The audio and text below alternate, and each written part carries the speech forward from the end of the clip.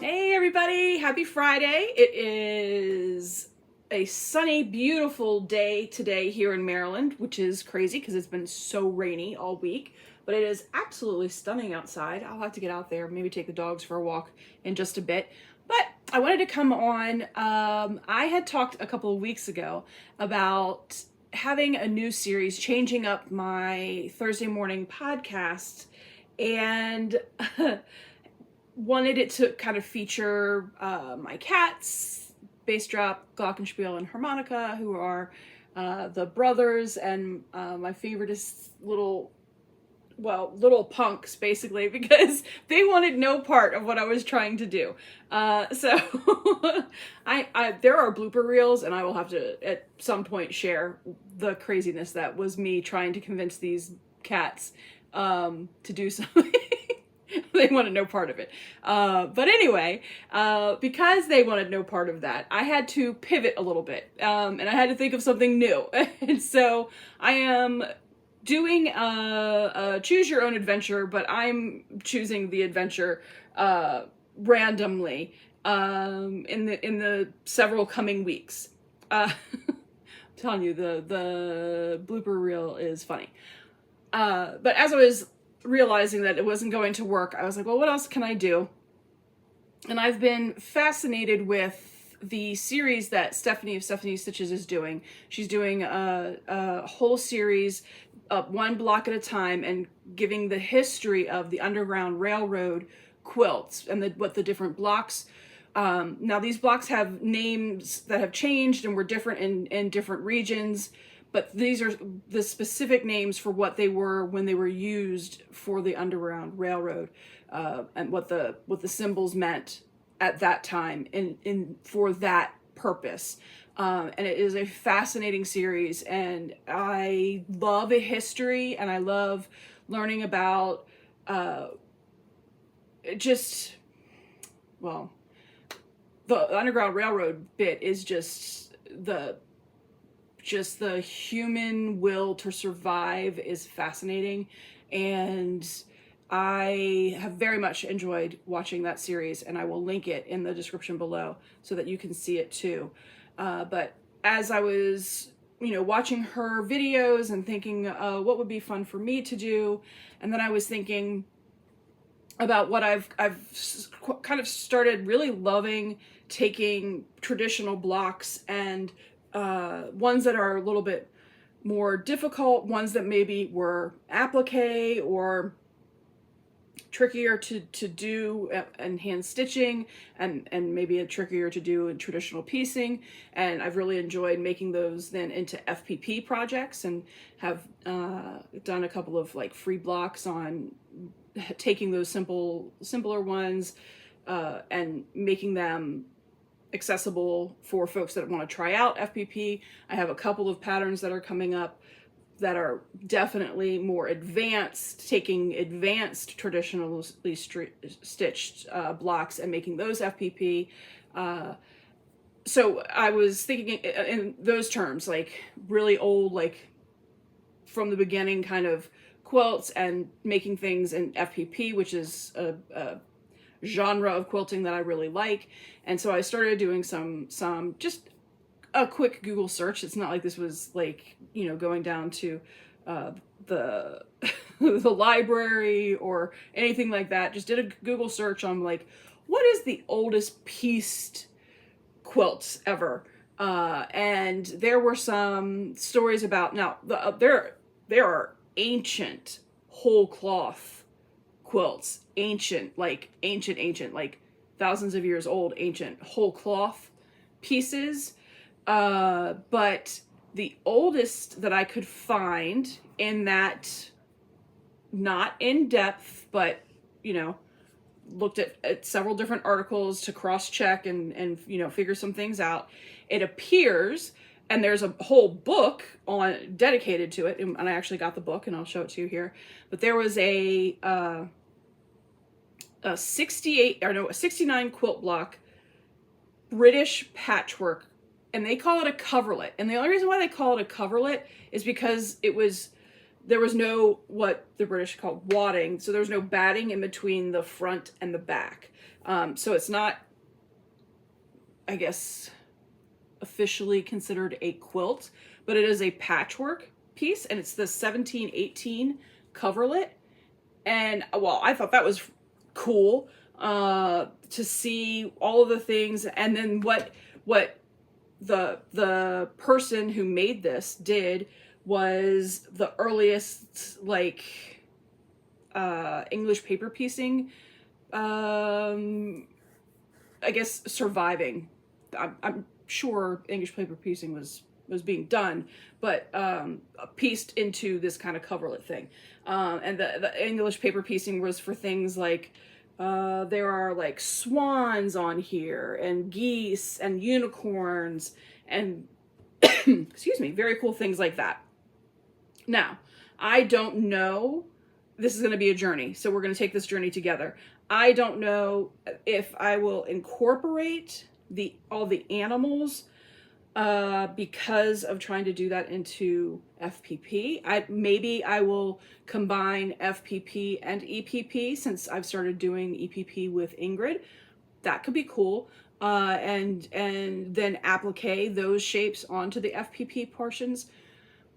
I don't know. Again, this is a kind of choose our own adventure kind of deal, and I am just kind of winging it, because as I do each block, I'm going to kind of read about it and learn some of the information.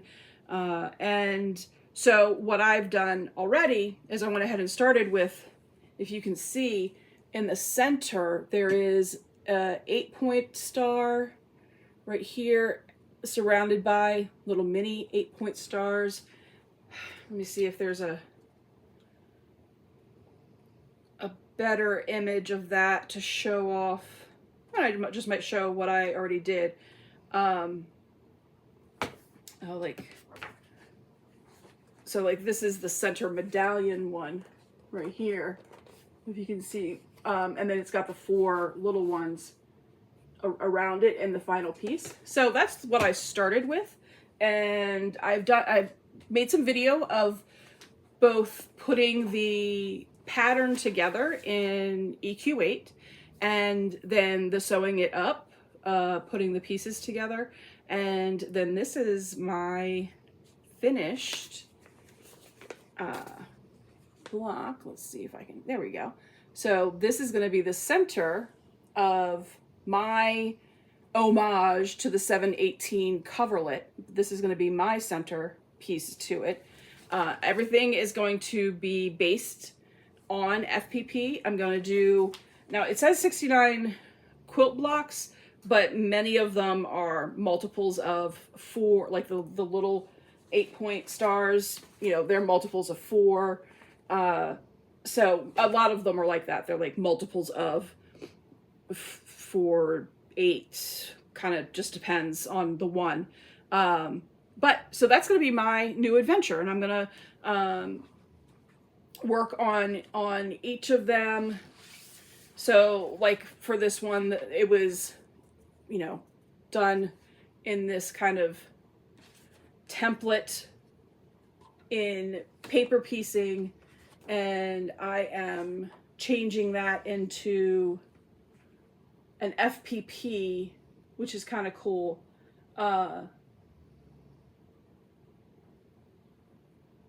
Yeah, sorry, got lost in the reading of how, you know, that it was originally, you know, pieced together to form a star in pairs, and then the triangles were added. There's a lot of like Y seams happening in this universe, and these are the small stars that I turned into an FPP pattern. So I'm kind of excited about doing this little homage to the oldest pieced patchwork piece that I could find, which is kind of cool. 1718, that's pretty neat to me. So we're gonna go through this whole thing. I have not selected what will be for next week yet. The pattern and video will be up in the normal rotation of 8 o'clock on Thursday morning. It just, I was finishing up my business class and things, life. But I'm getting back into the routine and excited to bring the 718 coverlet to you guys. So next up, I'm going to show some video of just putting all of those pieces together. And then I'll see you back next week with the next set of blocks for the coverlet. All right. Thank you all. See you soon.